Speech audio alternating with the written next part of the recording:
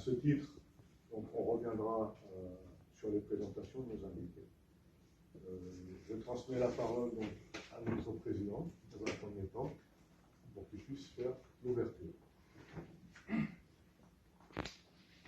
Bonjour.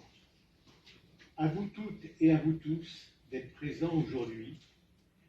Avant de commencer, levons-nous pour 1 minute de silence à la mémoire des combattants arméniens tombés sur le champ d'honneur et de tous les autres combattants des drapeaux sous le drapeau tricolore. Merci.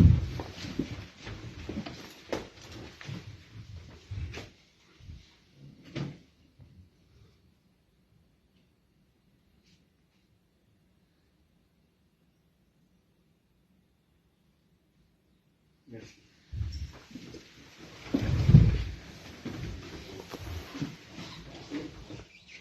Nous pouvons commencer.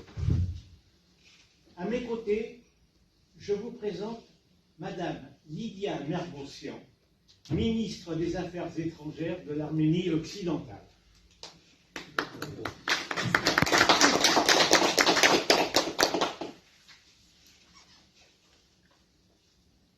Monsieur le colonel Gérald Lacoste, conseiller municipal, délégué aux anciens combattants patriotiques et aux devoirs de mémoire.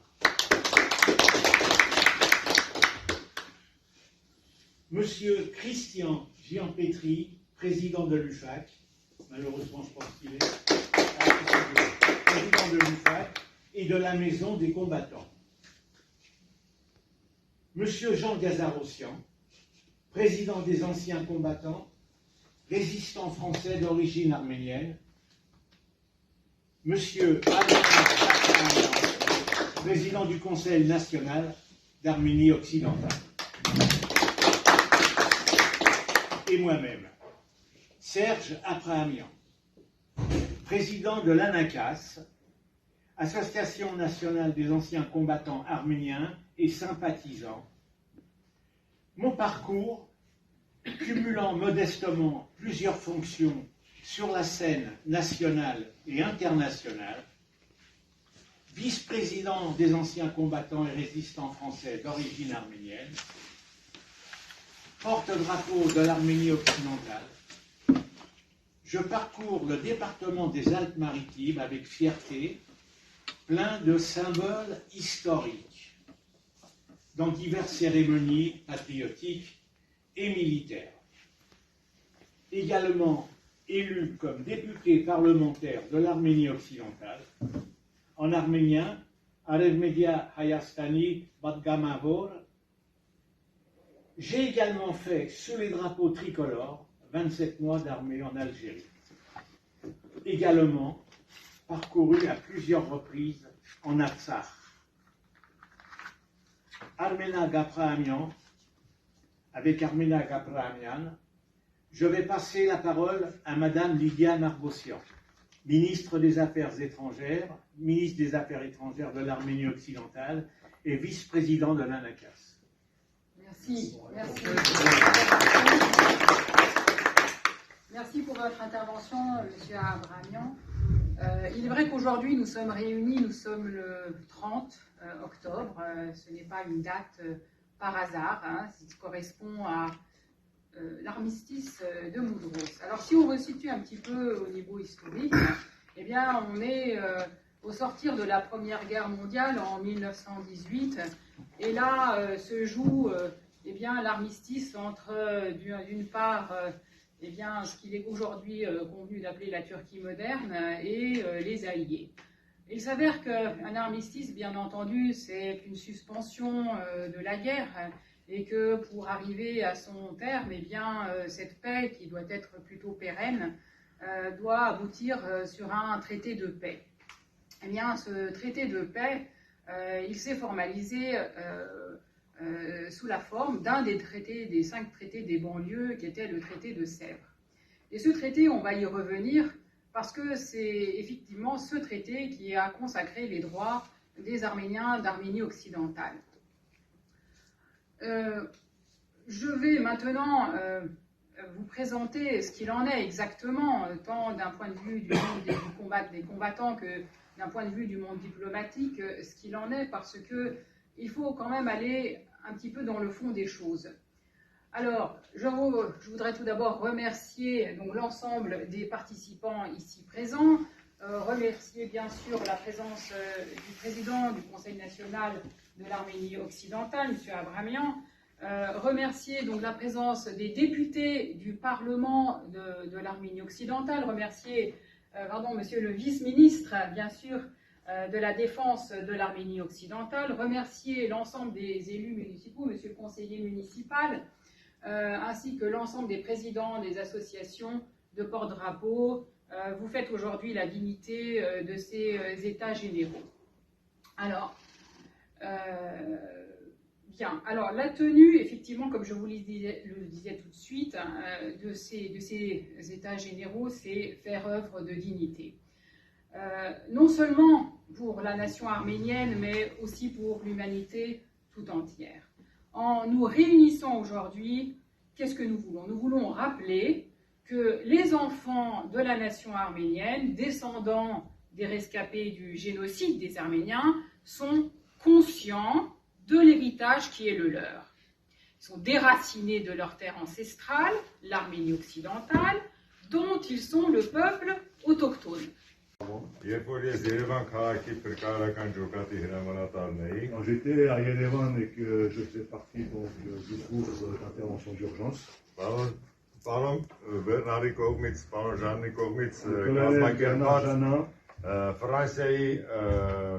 Քաղաքացիական պաշտպանության ազգային ինստիտուտի կողմից կազմակերպված ուսումնական հավաքների ժամանակի ինձ հասնվեց այս կրծքանշանը, a transmis cette médaille, lui a remis cette médaille. Մինչև այսօր հպարտությամբ կրում եմ։ Et donc il est très fier d'avoir reçu cette médaille de la part du 20 տարի հետո վերադարձնում եմ մեր կողմից եղբայրության։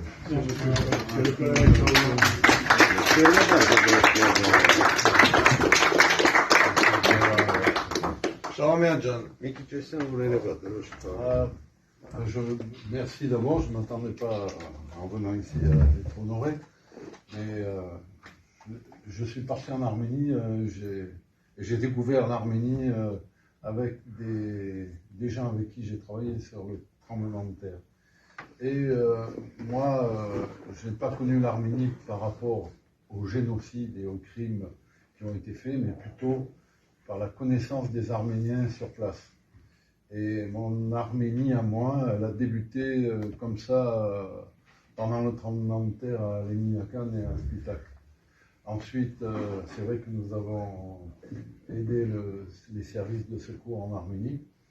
Mais je tenais à vous remercier parce que toute l'aide qu'on a apportée, elle a été aussi favorisée par de l'énergie, comme le drapeau, par les Arméniens de la diaspora, mais aussi par les Arméniens d'Arménie. Moi, je vous remercie pour ce grand...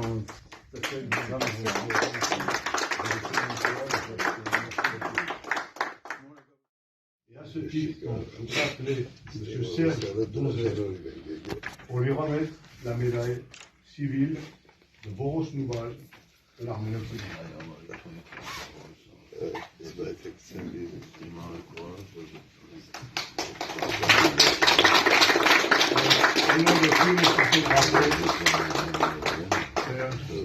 Félicitations. Je te laisse le temps de remettre la médaille. Merci. Il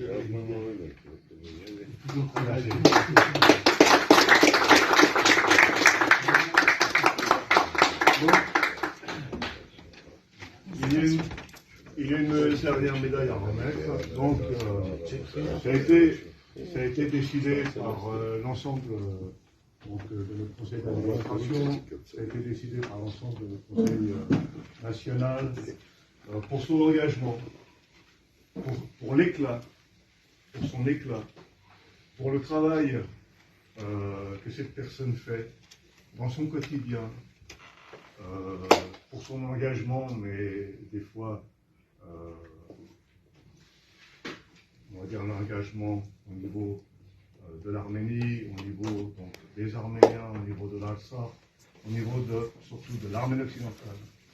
Et je pense que vous serez d'accord avec moi pour ce qu'elle suit, par rapport à ce que cette personne représente aussi dans son ensemble.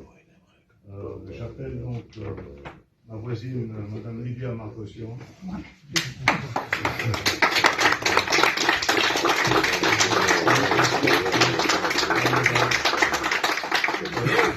Transmis de la part de normalement de la part du président.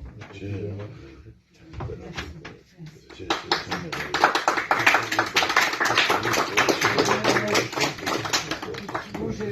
tiens à vous remercier, le Conseil national d'Arménie occidentale. C'est une surprise, c'est un grand honneur.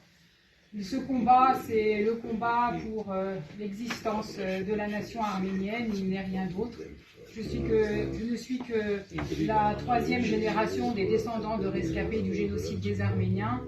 Et je sais que, coupé de ma terre, l'Arménie occidentale, eh bien, c'est vrai que je me coupe de toutes ces traditions, de toutes ces expressions culturelles, de tout ce folklore qui est allé loin de moi, mais qu'aujourd'hui je me réapproprie.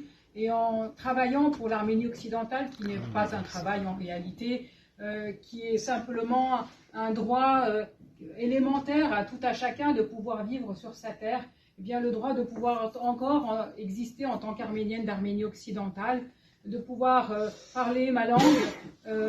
J'ai servi la France pendant longtemps, je voudrais vous le dire. J'ai vu aussi les souffrances de mon peuple, et ces souffrances-là sont perpétuelles et continues, et à un moment donné, elles devront cesser. Et le fait que vous soyez avec nous, eh bien oui, elles cesseront, parce que nous ferons appliquer, non seulement par le concert des nations, mais par la France, le territoire sur lequel nous sommes ici, eh bien, cette volonté de pouvoir continuer à exister. Alors, tout à l'heure, on parlait d'Antibes. Antibes, c'est en arménien un mot qui a aussi une signification, c'est le fait de se rencontrer. Alors, rencontrons-nous encore une fois, Antibink Miasin, en arménien, et œuvrons ensemble pour la paix et la civilisation. Je vous remercie.